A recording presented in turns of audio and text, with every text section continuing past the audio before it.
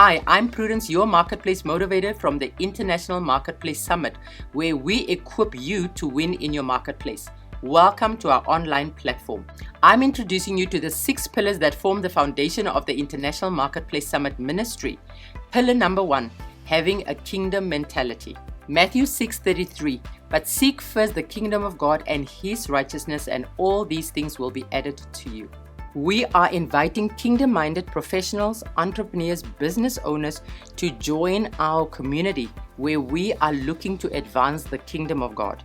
When we are in the marketplace every day, we are representing His kingdom. So having a kingdom mentality meaning that we are part of something greater. We want you to come with your skills, your talents, your abilities, your business, your enterprise, and come and advance the kingdom of God.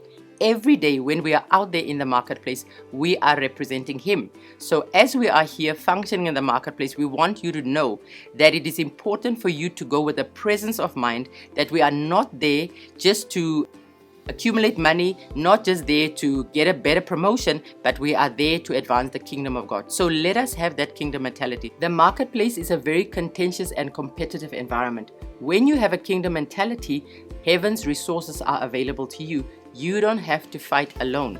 So join us on this journey as we all grow together to advance God's kingdom in our marketplaces. I invite you to partner with the International Marketplace Summit Ministry as we partner with Jesus in the Great Commission to take the gospel around the world. Partnership means that you receive teachings, principles, and tools on the importance of marketplace ministry, showing how you can be equipped to effectively use your God-given gifts, talents, and abilities to win in your marketplace. We also invite you to come on missions with us around the world through your time, treasure, and travel as we create impact for the advancement of God's kingdom.